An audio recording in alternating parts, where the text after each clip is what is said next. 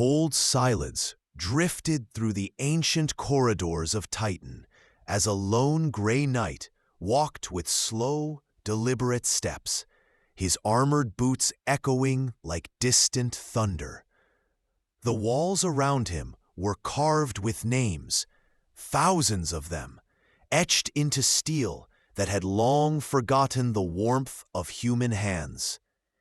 Every name belonged to a warrior who had given everything in battles no mortal mind could comprehend. Battles fought in places where reality melted and nightmares breathed.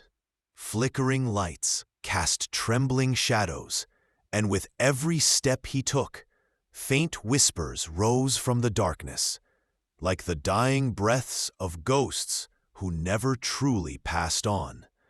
The warrior paused in front of a newly carved name, his breath catching inside his helm, for the cold letters etched before him spelled out something impossible. His own name, as if fate had already declared him dead. For a moment he simply stared, and the air around him thickened, pressing against his armor, like invisible fingers trying to crush him from within. He felt something stir beyond the material realm, unseen but undeniably aware, watching him with a hunger older than the stars. The whispers grew louder, twisting into words he couldn't fully understand, scraping against the walls of his mind like claws. He clenched his gauntlet tighter around the hilt of his daemon-scarred weapon, but the fear slithering inside him was not one a sword could cut. How could a man be alive, yet marked as dead? What sin had he committed, or what truth had he uncovered, that the Imperium had already written his fate before he could meet it? The question pulsed inside him like a heartbeat, steady and suffocating. And yet, deep inside the thick fog of dread, another thought rose, a memory not of this fortress, not of war, not of steel, but of a soft, distant voice calling his name. It was faint, fragile, almost crushed beneath layers of psychic conditioning and erased memories, but it was still there, trembling like a candle in the wind. He tried to reach for it, grasp the shadow of what it once meant, but all he touched was emptiness. The Grey Knights were not meant to remember who they were. Their pasts had been carved away, stripped clean to forge something stronger, something pure, something terrifying. But standing there, staring at the name he should not recognize, he felt a hollow ache in his chest, an emotion he wasn't supposed to still possess. And that tiny emotion, that flicker of forgotten humanity, frightened him more than the daemon whispers ever could. Yet even as doubt clawed at him, he knew one thing with chilling certainty. No Grey Knight was born into this life. Every one of them had been shaped, broken, reforged through pain beyond imagining, molded into weapons against horrors that would corrupt the soul of any normal man. Their existence was a curse wrapped in duty, a life lived in darkness so the Imperium could see another dawn. And somewhere within these silent halls, beneath the layers of rituals and secrets and psychic scars, he sensed that the truth behind their creation, the horrific truth, was far worse than any daemon he had ever faced. As the lights flickered one last time and the whispers faded back into the void, he took a step forward, unaware that the story of his suffering and the suffering of all Grey Knights was only beginning. The children never saw the sons of their home worlds rise again. They were taken in the dead of night, dragged from beds, hiding places, underground shelters, wherever fate had scattered them. Stormtroopers moved with mechanical precision, their armor reflecting no warmth, no mercy. Some children screamed, others stood frozen, and a few simply stared, as if they had always known this moment would come. The Imperium did not ask permission, did not explain, did not comfort. It simply collected them, like broken fragments destined to be reforged. Among these terrified souls was a boy with eyes too quiet for his age, a child who clutched the fading memory of his mother's voice as if it were the only thing keeping him from collapsing. The soldiers saw nothing but another candidate. The boy felt everything slipping away. They were dragged onto a vast black ship where the lights were dim and the air tasted like iron. No windows, no stars, just endless metallic corridors and doors that opened only long enough to swallow another child. The journey was silent, except for distant, muffled cries. Some children whispered prayers, begging ancient saints to protect them, but no miracle arrived. Occasionally, the ship shuddered, as if passing through something that reality itself rejected. Yet when they finally arrived at their destination, the children were separated and blindfolded. They felt hands pushing them into cold chambers, smelled the faint scent of incense mixing with machine oil, heard distant chanting echoing through walls, as if priests were performing rituals on the other side. They were told nothing, not even their purpose. A cold voice simply instructed them to sit, and the heavy door sealed behind each of them. Darkness swallowed them whole. For hours, maybe days, they waited in silence, until the silence broke. Whispers seeped into their ears, growing louder, sharper, forming shapes in the darkness. Some children screamed as visions tore through their minds. Monstrous faces with too many eyes, hands reaching from nowhere. The sensation of drowning in thoughts that were not their own. The Imperium called these psychological tests. The children called it terror. Those who failed the first night were never seen again. Their doors opened only to reveal empty rooms. The halls smelled faintly of ozone, hinting at vaporization or psychic implosion. No one explained their fate. Those who survived the voices were dragged into a new chamber lit by pale blue lights. Here, the tests became stranger. The children were shown illusions so vivid they felt more real than reality itself. They saw their families, smiling, laughing, calling their names. Some ran forward, reaching with trembling hands, only for the images to twist, warping into grotesque shapes that lunged at them. The purpose was cruelly simple. The Imperium needed to know who could obey, even against their own heart. When the final illusion appeared, a parent begging for mercy, pleading not to be struck, most children hesitated. Some refused. Those who refused disappeared like the earlier failures. The quiet-eyed boy did not refuse. Tears streamed down his face, a soundless storm of grief and confusion, but his hand did not tremble. When the illusion dissolved into light, leaving him alone with the weight of what he had done, he collapsed to his knees and sobbed. His tormentors did not comfort him. They simply wrote something in a data slate. Candidate exhibits emotional obedience. Suitable. He did not see the words, but he felt their cold finality settle around him. Whatever his life had been before, it ended in that moment. Pain was the new language he would have to learn. In the days that followed, more tests arrived. They were made to face storms of psychic energy that tore through their minds like lightning.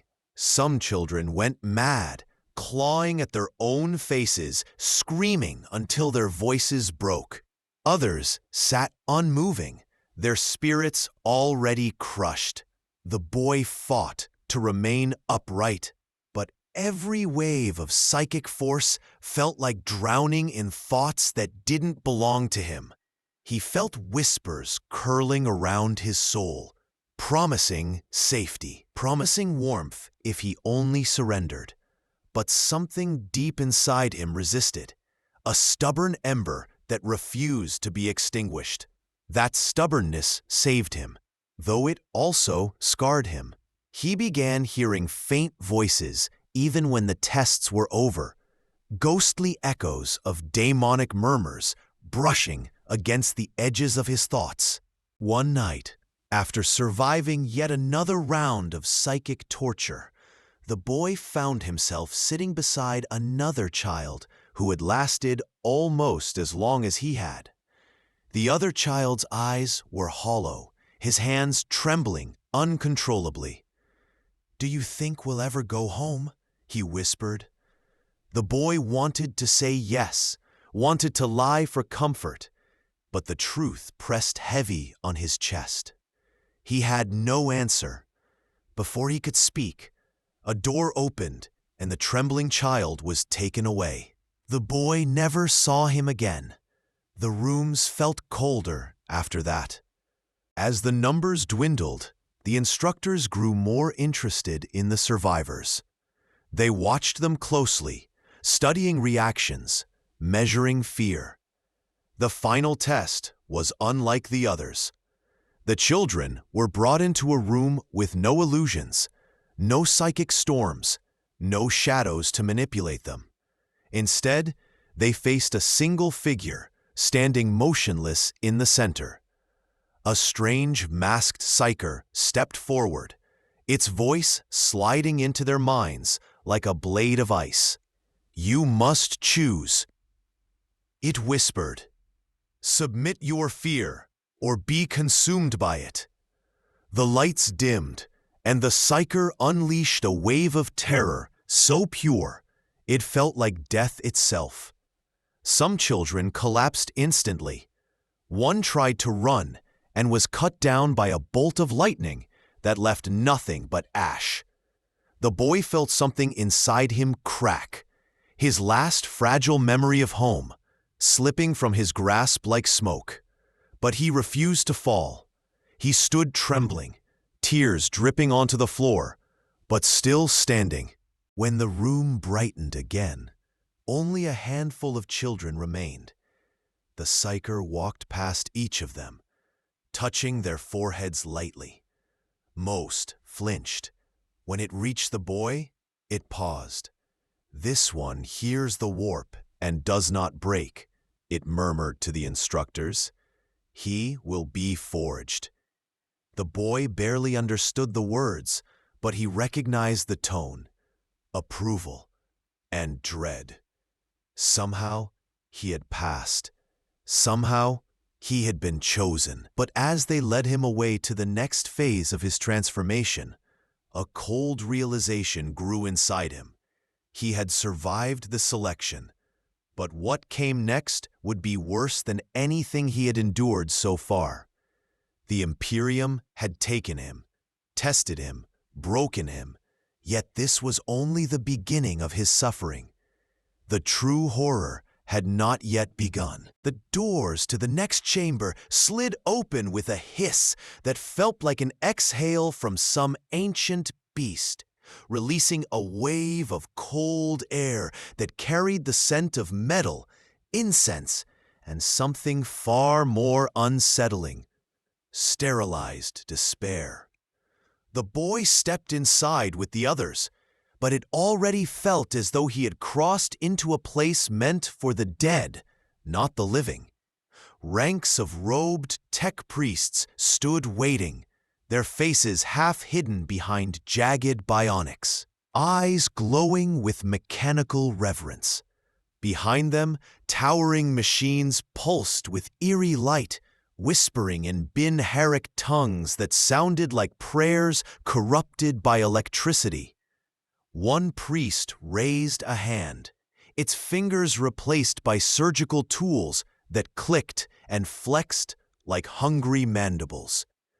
The flesh you were born with is weak, it rasped. They were stripped of everything they had left, their names, their clothes, the fragments of identity the tests had not already torn apart. Serial numbers were etched into metal plates and fastened onto their wrists. The boy stared at his. Nothing but cold lettering, the final burial of the person he once was. He tried to whisper his old name to himself, but it dissolved on his tongue, slipping away like the memory of a dream. He wondered if he had forgotten it or if the Imperium had taken it from him. Before he could think further, a tech priest seized him and led him to a table surrounded by machines, humming with quiet menace. He lay down, cold restraints snapping shut around his limbs, and felt the first sting of needles sliding into his veins. A mask lowered over his face. "Do not fight," a mechanical voice murmured. "You will only die faster." The pain came slowly at first, a burning beneath the skin, a twisting sensation as if his bones were liquefying and reforming. Then it intensified, flaring into agony so blinding he arched against the restraints. His body convulsed as chemicals rewired his muscles, as nanoscopic machines crawled through his bloodstream like razor-edged insects. He screamed, but the mask muffled the sound, turning it into something faint and pathetic. Somewhere in the haze of torment, he heard the tech priests chanting praises to the Omnissiah, their ritualistic words merging with his own suffering. They spoke not to comfort him, but to celebrate the destruction of his old flesh. Hours passed, or maybe days. Time twisted under the weight of agony. When the mask lifted, the boy lay drenched in sweat, trembling uncontrollably, unsure if he was still alive or trapped in some cruel afterlife. But the cruelty did not end. It only changed shape. The next stage of transformation involved machines lowering jagged metallic claws over his body, cutting open skin that had only just begun to heal. Bone shards were extracted and replaced with ceramite reinforcements.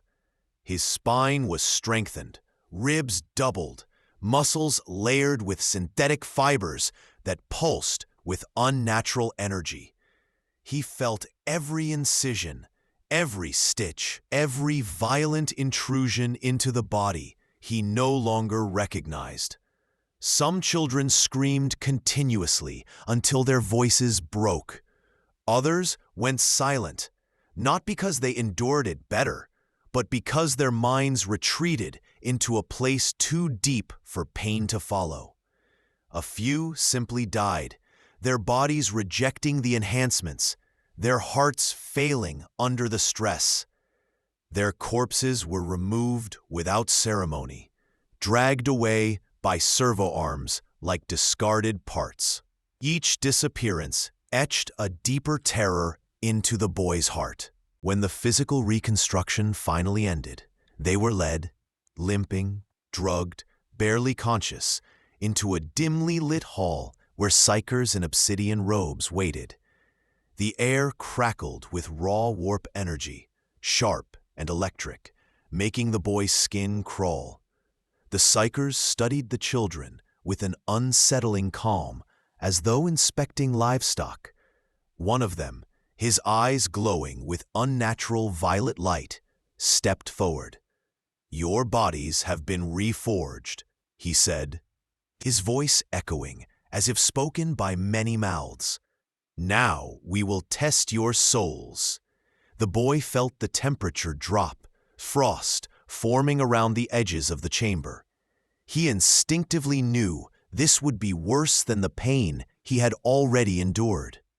They were lowered into small containment pods, each lined with symbols that burned faintly with psychic energy. The boy pressed his palms against the cold interior as the door sealed him inside, plunging him into darkness. A moment later, the psychic assault began. Voices erupted from every direction, overlapping in languages he did not understand, yet somehow recognized. Some voices whispered promises of warmth, of safety, of home. Others hissed curses, demanding he surrender. Images flashed before his eyes, visions of a world he could no longer fully recall. A woman reaching for him with a gentle smile.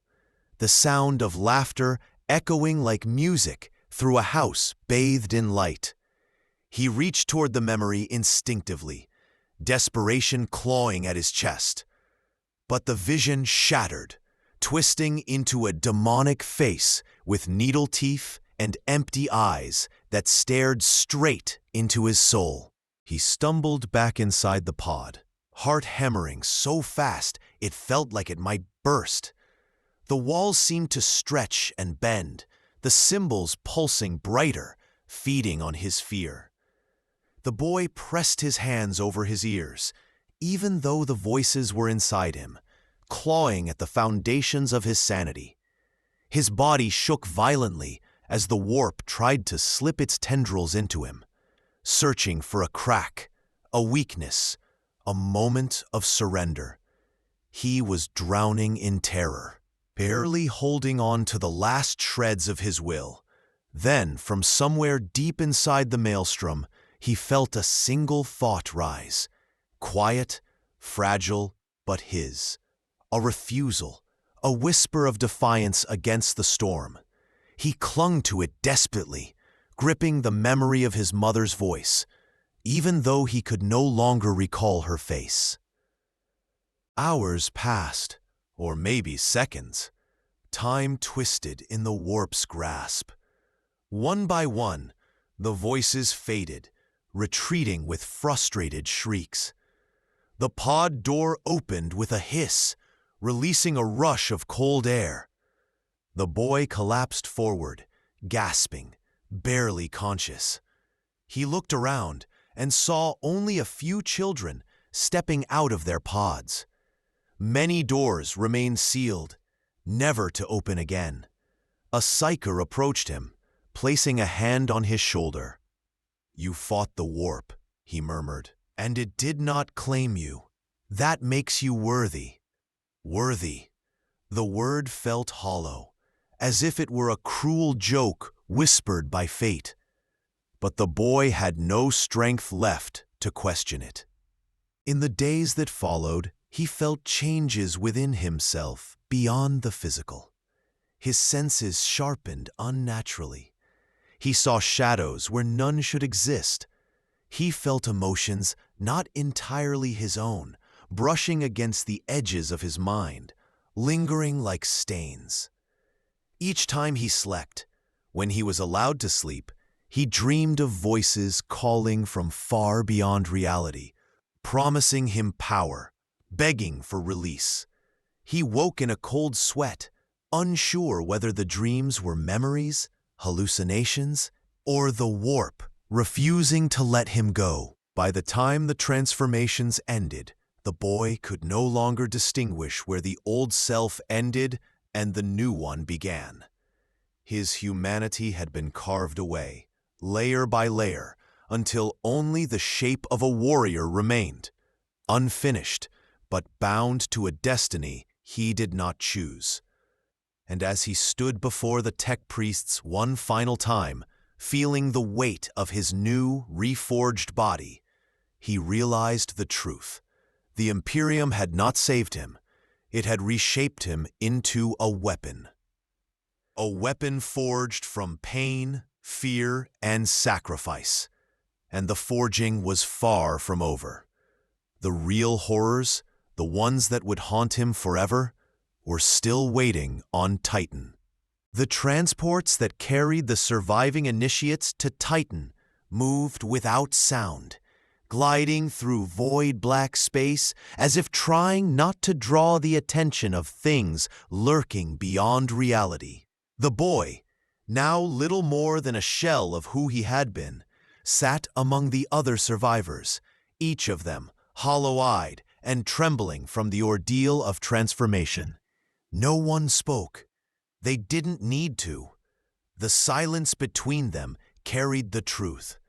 They were no longer children. They were the remnants of a harvest meant to forge warriors against nightmares even the Imperium feared to name. When the ship finally descended through Titan's storm-racked atmosphere, the rattling hull felt like bones scraping against stone. The fortress monastery revealed itself through the haze, an impossibly massive structure carved into ice and mountain, its towers jagged and cold like the teeth of some slumbering god. The boy felt dread crawl through his reforged body. Whatever awaited inside, it would not be mercy. Once inside the fortress, they were marched into a labyrinth of tunnels that twisted and turned with no logic, as though the very walls shifted when unobserved. Their footsteps echoed off stone carved with runes older than human memory, runes that seemed to glow faintly when the children passed, as if reacting to the presence of fresh potential. The air was cold enough to burn their lungs, and every breath felt like inhaling shards of ice. The trials began with no warning. They were thrust into a massive chamber whose walls constantly shifted, reshaping themselves into corridors that led to dead ends, sudden drops, or rooms filled with illusions drawn from their deepest fears. The labyrinth was alive with warp echoes, a place designed not to test the body, but the mind. The boy stepped forward cautiously, each footfall echoing in a way that made it sound as though someone or something was walking behind him. He spun, heart pounding, but found only darkness stretching endlessly down the twisting passage. As he moved deeper, whispers began to slither along the walls, brushing against his mind like cold fingertips. They muttered his lost name, calling him from shadows that weren't there. He clenched his fists, forcing himself to keep moving, but every step felt heavier, as though the maze wanted to swallow him whole. In one chamber he entered, the walls melted into a vision of his homeworld, sunlight shimmering through a memory he thought the Imperium had erased. His mother stood in the distance, her arms open, her voice soft and warm. For a single heartbeat, the boy felt his chest fill with longing, so raw it almost dropped him to his knees. He took a step toward her, before something inside him snapped, a realization forming too sharp to ignore. Her smile didn't reach her eyes. Her shadow had too many limbs. The warmth in her voice dripped with malice. When she began to twitch and twist, her bones snapping in impossible directions, he stumbled back in horror. The illusion dropped, revealing a daemonling lunging at him with needle-sharp claws. Instinct took over. He grabbed a shard of warped stone from the floor and struck again and again until the thing dissolved into smoke and whispers. He collapsed as he staggered deeper into the labyrinth. He eventually met others who had survived parts of their own torment. Their movements were unsteady, their eyes dim but determined. For the first time, the instructors allowed them to fight as a group, not for mercy, but because the Imperium understood a harsh truth. Grey Knights cannot exist alone. The warp devours solitude. The boy learned to rely on the others, to watch their backs, to feel their presence like small anchors keeping him from drifting too far into madness. They fought illusions together, crossed shifting bridges of psychic mist, and endured chambers that echoed with the screams of those who had already failed. The bond between them grew, not out of friendship, but necessity. brotherhood forged in terror. One trial pushed them to their limits. They entered a room where copies of themselves appeared, twisted by the warp into monstrous reflections. These doppelgangers spoke with the children's own voices, confessing fears they had never voiced aloud. The boy's reflection stepped forward, its eyes hollow pits filled with writhing shadows. "You don't belong here," it hissed. "You were meant to die with the others." The boy froze, unable to look away as the shadow version peeled back the layers of his soul. "You think you're strong, but you're nothing. You're a mistake the warp forgot to claim." The words hit like physical blows, each one cracking the fragile shell of his self-control. When the creature lunged, the boy barely managed to react in time, grabbing the reflection's throat as its fingers dug into his arm. They fell to the ground, rolling, clawing, tearing.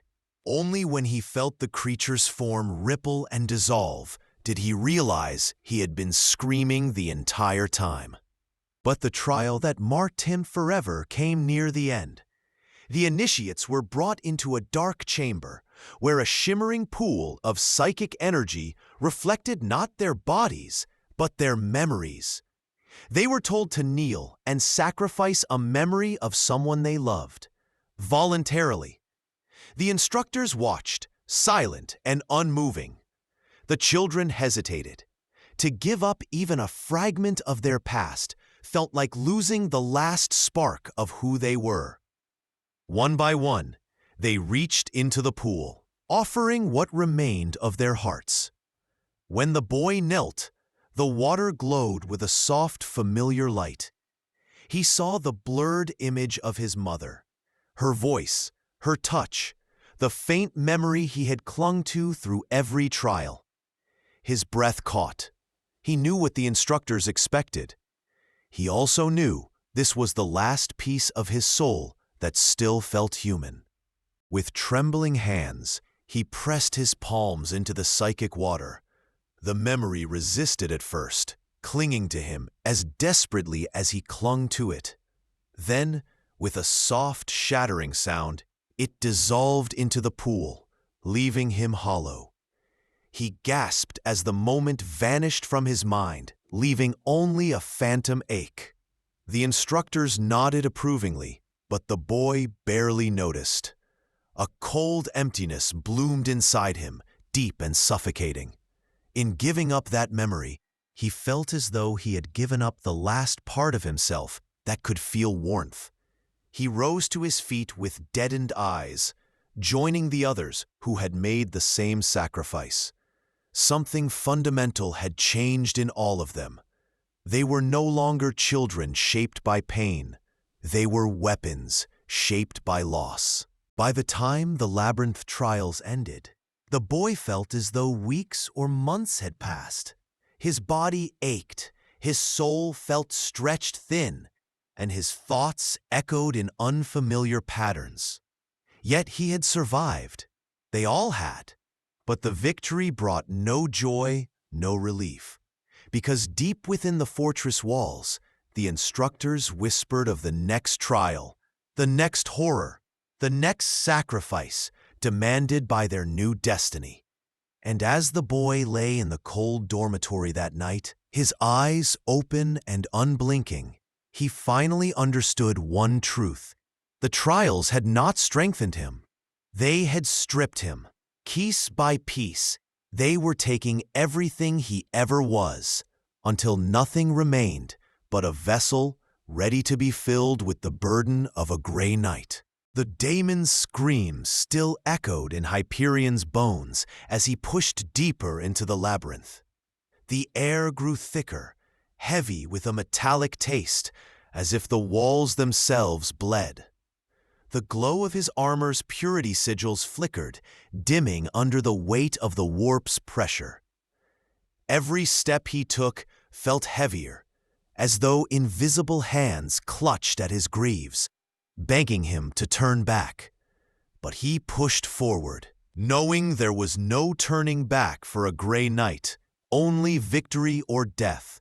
And even death was never simple in the warp. His breath rasped in his helmet, too loud, almost unnatural, and he wondered if something was breathing with him in the darkness. Shadows clung to the edges of the corridor, stretching and twisting like living things. Hyperion heard faint whispers, words he didn't recognize, syllables that scraped across his mind like cold iron claws. He paused, activating a psychic ward, but the whispers only grew louder, more playful, like children mocking him. He gripped his nemesis sword tighter, forcing his heartbeat to steady. He remembered the librarian's lessons. Fear was the first victory of the warp. Do not grant it that victory. Yet the shadows ahead seemed to pulse like veins, throbbing with a heartbeat that wasn't his, guiding him towards something ancient and hungry. A sudden tremor shook the ground, and Hyperion braced himself as the walls shuddered and cracked, releasing a jet of foul air that reeked of rot and despair.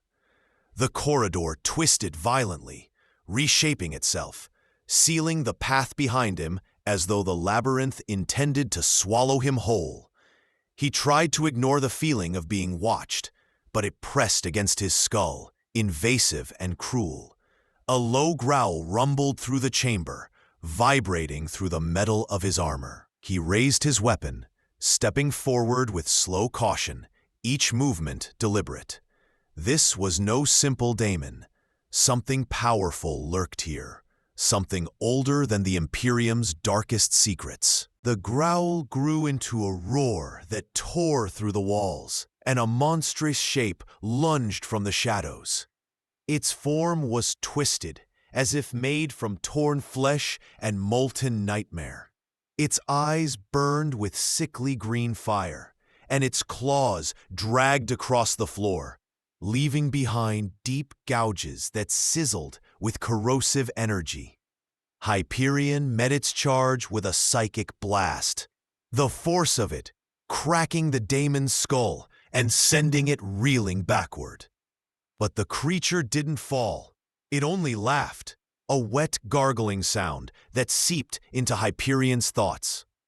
It moved with impossible speed, claws slashing toward his helmet, and he barely had time to block, sparks flying as metal scraped against warp-forged bone.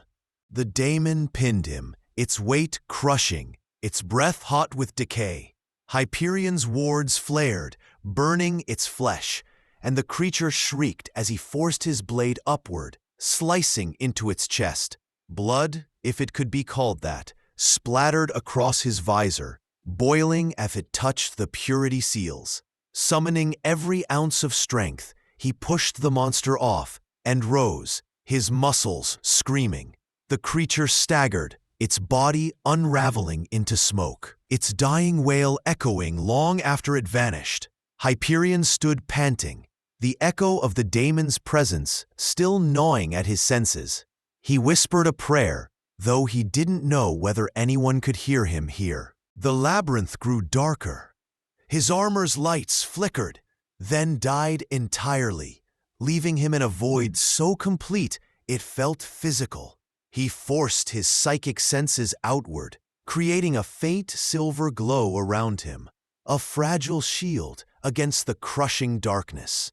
The floor beneath him quivered like flesh, pulsing under his boots. He swallowed hard, feeling sweat drip down his neck despite the freezing air.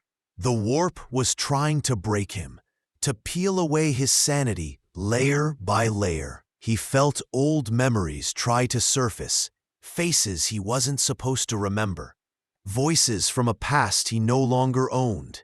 He clenched his mind shut, but the warp pressed harder, whispering names he thought were erased. A soft crying sound drifted toward him, faint and childlike. He froze, every instinct screaming against it. No children existed here. Nothing innocent survived in the warp. But the crying grew louder, filling the corridor with unbearable sorrow. He followed it.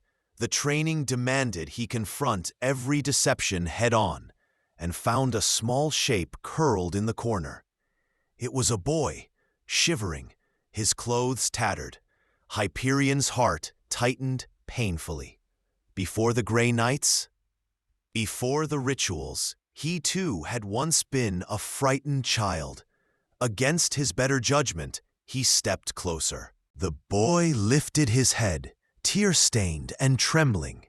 "Help me," he whispered, and his voice was Hyperion's.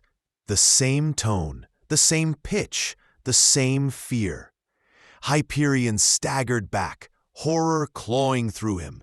The boy's face shifted, skin bubbling, eyes rolling back as his mouth stretched into an impossibly wide grin.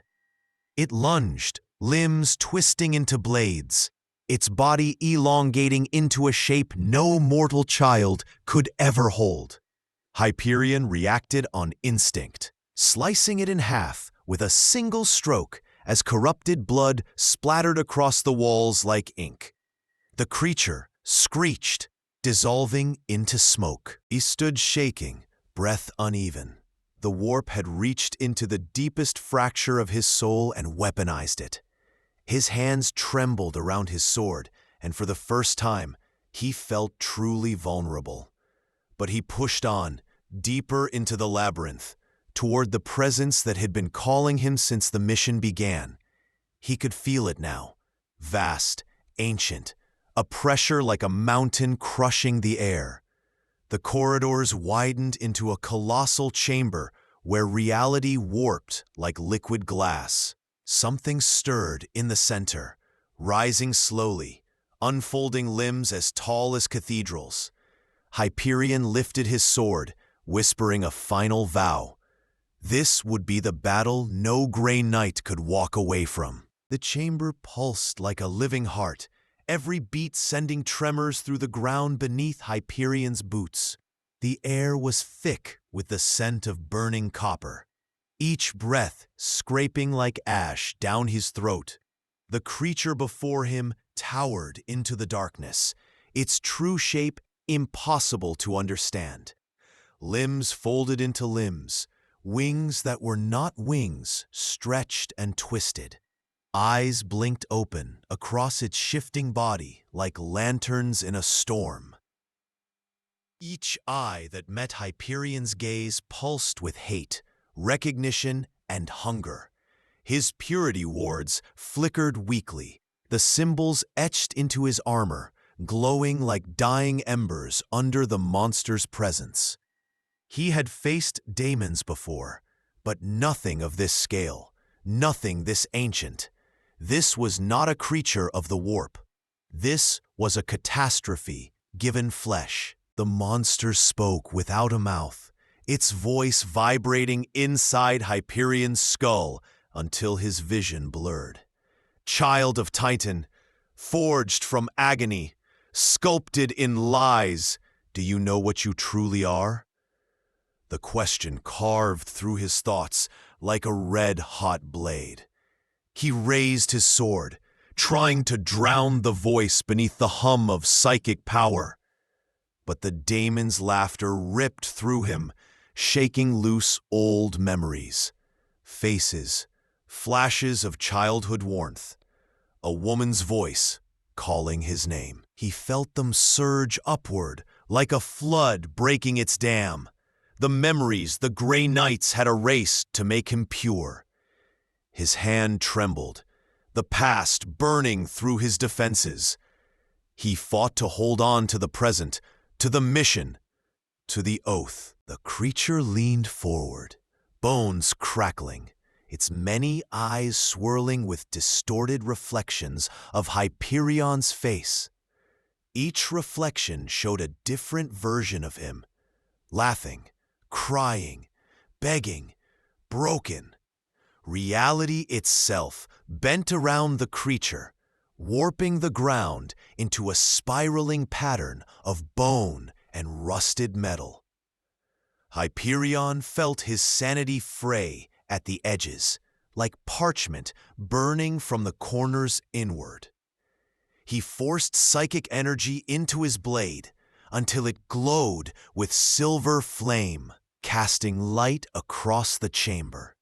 The monster recoiled slightly, its form dissolving into mist before reshaping again with a sound like cracking ice. Hyperion stepped forward. One step, then another.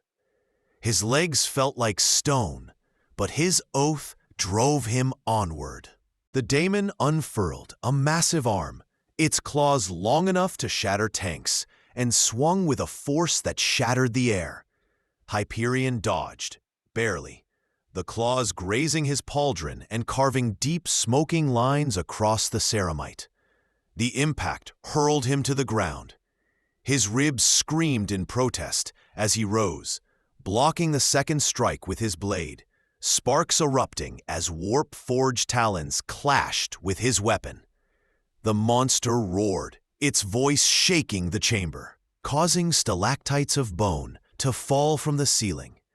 Hyperion countered with a burst of psychic force, the wave crashing into the daemon like a tidal surge of silver fire. It staggered, but did not fall. Creatures this old did not fall easily. A vortex opened behind the monster, a swirling maw of screaming faces and writhing limbs. It fed on them, drawing strength from the trapped souls. Hyperion felt their terror clawing at his mind, begging for release. He stepped forward and unleashed a battle cry that shook his armor. His blade struck true, sinking deep into one of the creature's massive limbs. Warp blood spilled, boiling on contact with the ground. The daemon recoiled in agony, its form flickering violently. Seizing the moment, Hyperion drove a psychic surge through his weapon, causing the wound to erupt in silver flame. The creature shrieked, a sound so loud the chamber walls cracked and bled. Before he could withdraw his blade, the monster struck back with blinding speed. A tendril lashed out, wrapping around Hyperion's torso and lifting him into the air. The pressure crushed against his armor, threatening to implode his ribcage. He screamed as lightning-hot pain burned across his abdomen. His armor groaned under the sheer force. The daemon pulled him closer, its many eyes staring hungrily into his soul. "You do not belong to the Emperor," it whispered. "You belong to us. You always have." The pressure increased, bones cracking. Hyperion gasped, feeling consciousness slipping. But somewhere deep within, beneath the pain and fear, he felt something else. Anger. Not for himself, but for every brother who had died in rooms like this. For every soul consumed by the warp. For every child robbed of their future to create a night that would never know peace. He channeled that fury. It ignited inside him like a star. Psychic power exploded outward, shattering the tendril and hurling him to the ground. He landed hard, armor denting, vision blurring. But he didn't stop. He forced himself to rise. Blood dripped inside his suit. His breathing was ragged. His legs trembled. But he rose. Because a gray knight does not die on his knees. The monster roared, the chamber shuddering, the walls dissolving into rivers of screaming faces. Hyperion charged, sword burning with psychic fire, so bright it illuminated the entire abyss. Their clash was cataclysmic. Silver flame met warp corruption, shattering the air between them. The force knocked Hyperion backward, but he drove in again, slicing through wings, limbs, eyes, anything his blade could reach. He fought with desperation, with purpose, with the knowledge that if he failed, everything he had sacrificed would be meaningless. The daemon unleashed a wave of corrupting energy, engulfing the chamber. Hyperion's armor screamed warnings as his purity seals burned away one by one. But he pushed forward through the storm, drowning in agony, until he reached the creature's core, a pulsating sphere of raw warp essence. With a final roar, he plunged his blade into it. Silver light erupted, filling the chamber like a newborn sun. The monster howled, its form disintegrating into shards of darkness. The explosion hurled Hyperion across the room. The world dissolved into blinding light. His body screamed, his armor cracked, his vision faded. But before the darkness took him, he felt one thing: silence. The Daemon was dead. Light slowly bled back into Hyperion's senses like a dying candle fighting to stay alive in a storm. His eyelids felt heavy, weighted down as though someone had draped chains over them.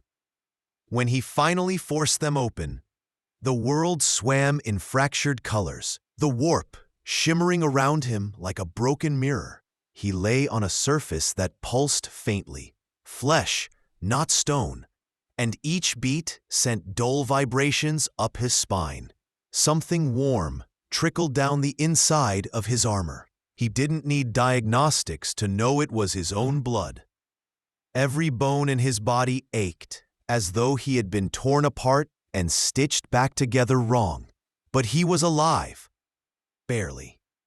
The Daemon was gone, but the labyrinth remained, shifting and whispering like a wounded animal. He pushed himself up, each movement sending stabs of pain through his ribs. The psychic backlash of the explosion had nearly ripped his soul from his body. He tried to reach out with his mind, to sense his brothers, but only static answered him. Static and distant screams that were not screams at all. Echoes of dying memories the warp used as bait. He shut his mind quickly, sealing the psychic wounds the battle had opened. His armor's systems flickered, warning symbols flashing across his visor, half of them unreadable. His left gauntlet sparked, giving off a faint electric smell. His sword lay several meters away, embedded in the fleshy ground like a silver fang. He moved toward it slowly, limping, feeling the floor pulse beneath him with a heartbeat not his own. As he gripped the sword's hilt, a tremor rippled through the chamber, followed by a low groan that vibrated inside his skull. Something massive shifted in the shadows. Hyperion tensed, lifting his blade despite the pain. But instead of a daemon, something else emerged. A figure wrapped in silver armor, dented and burned, purity seals torn and fluttering like dead leaves. For a moment, Hyperion thought it was a hallucination, a trick of the warp. But then the figure stumbled into the dim light, revealing a brother of the Grey Knights. The warrior's helmet was cracked open, his face pale, blood running down his cheek. His eyes were unfocused, as though he were trapped between reality and nightmare. Hyperion, the brother whispered, voice ragged. Is it done? Hyperion nodded, though uncertainty gnawed at him. The daemon had been destroyed, but something still lingered, an aftertaste of corruption, thick and heavy in the air. The brother swayed, and Hyperion reached out instinctively, catching him before he fell.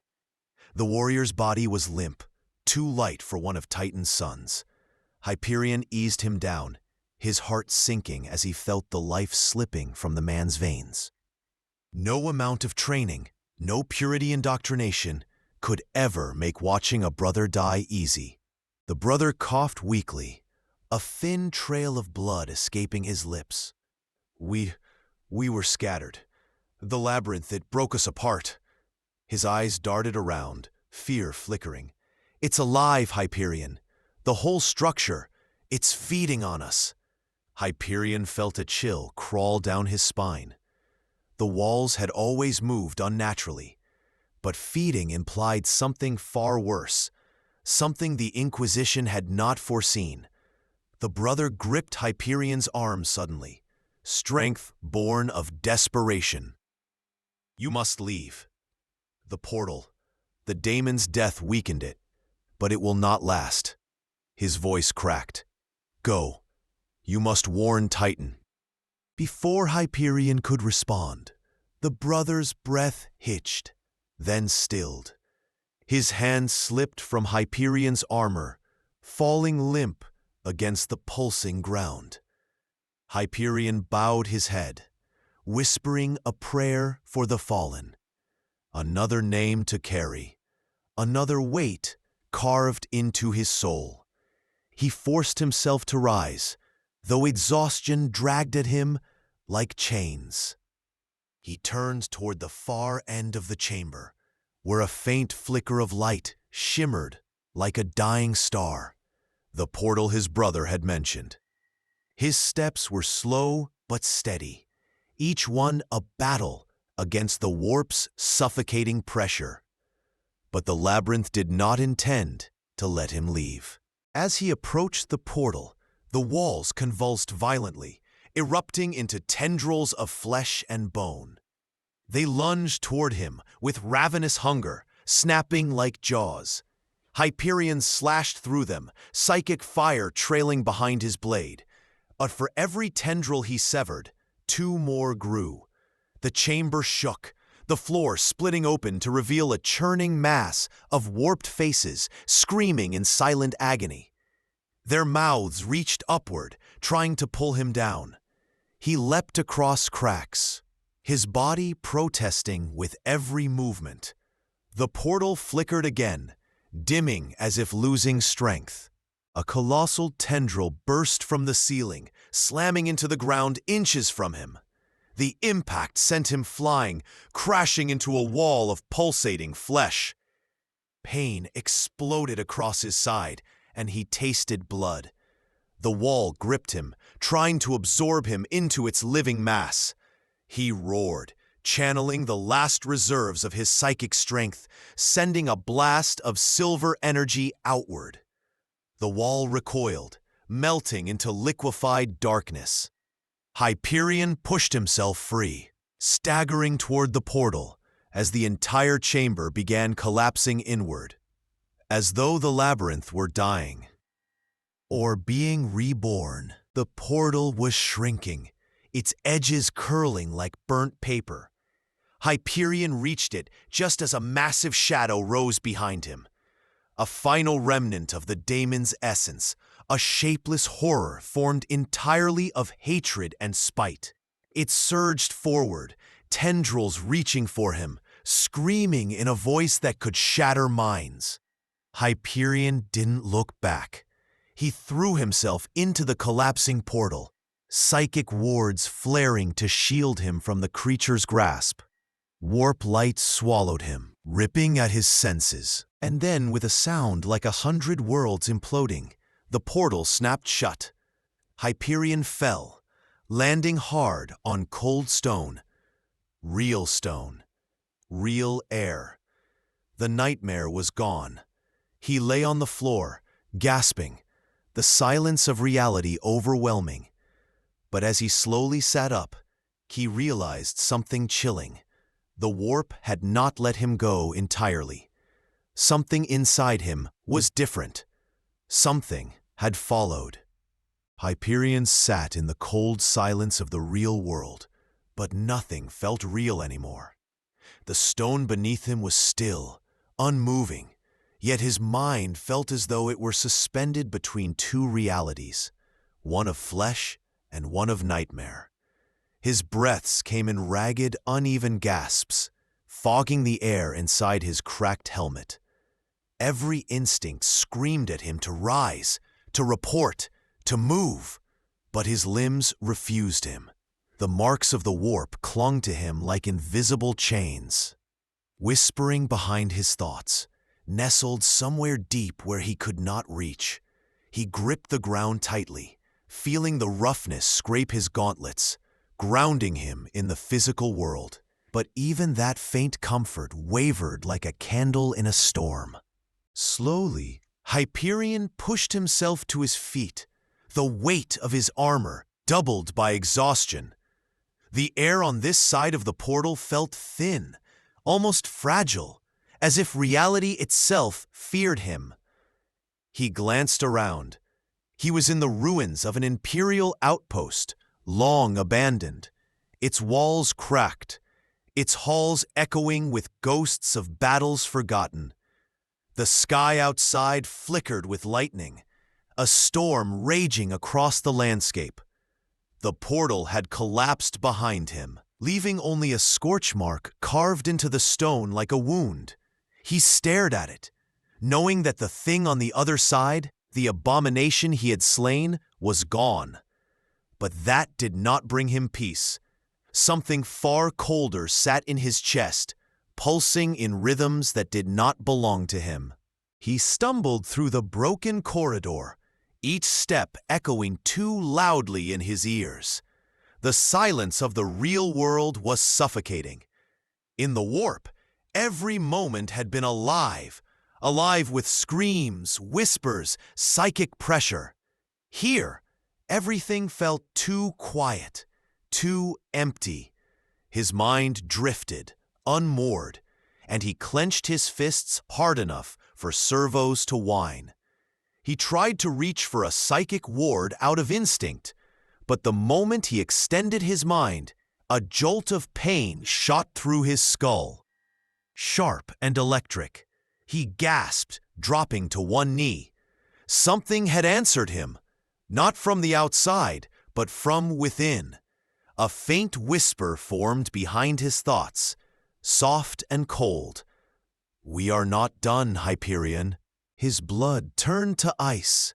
He slammed mental barriers into place, layers of defenses he had been trained to maintain since childhood. But the whisper was not trying to break out. It was already inside. It flowed around his barriers like water around stone, patient and unhurried. Hyperion forced himself back to his feet, gripping his sword, even though he knew it could not help him against this enemy. He walked toward the exit of the outpost, determined to find his strike cruiser, his brothers, anyone who could help him contain the taint he felt. Outside, the storm battered the landscape. Jagged cliffs, broken machinery, and shattered statues of the Emperor littered the outpost grounds. The wind carried dust and the faint smell of ozone. Lightning split the sky, illuminating Hyperion's silhouette against the ruins. He activated his beacon, a long-range distress signal that sent a pulse of silver energy into the heavens. That light, pure. Minutes passed, maybe hours. Time felt strange. Eventually, engines roared overhead. Clean, powerful, familiar. A Thunderhawk descended, its silver hull gleaming through the storm. Hyperion lowered his sword, relief filling him like warm water. The ramp opened, and several gray knights stepped out, weapons raised. At their head stood Castellan Vardos, his armor adorned with ancient sigils of victories carved across centuries. Vardos approached slowly, helm tilted. "Brother Hyperion," he said, voice resonating through Vox. "Your signal was unexpected. Your squad is missing." Hyperion felt the words like a blade. He bowed his head. "They fell," he whispered. "The labyrinth consumed them. The Daemon." Vardos stepped closer, placing a gauntleted hand on Hyperion's shoulder. "You survived what none of us have," he said. "You will be examined, purified. If there is corruption, we will extract it." Hyperion wanted to believe him, wanted to trust the centuries-old process that had saved countless knights. But the whisper inside him hummed softly, like a predator amused by prey. "Let them try," it murmured. "Let them open you. I will show them what lurks in the dark." A cold sweat coated his skin beneath the armor. He forced himself to silence the voice, to drown it beneath layers of mental steel. He boarded the Thunderhawk, the ramp closing behind him. The engines roared, lifting the craft into the sky. Hyperion stared at the floor, feeling the vibration of the ship hum through his boots. He hoped the purification rites would cleanse him. He prayed for it. But deep inside, beneath the prayers and training, beneath all the steel and fire Titan forged into his soul, one terrifying thought refused to die. What if the warp had chosen him? What if the daemon's death had been a beginning, not an end? The whisper returned, colder, clearer than before. "We are bound now. You are mine, Knight of Titan. And together, we will show the Imperium its true fear." Hyperion closed his eyes. The war was not over. It had just learned his name.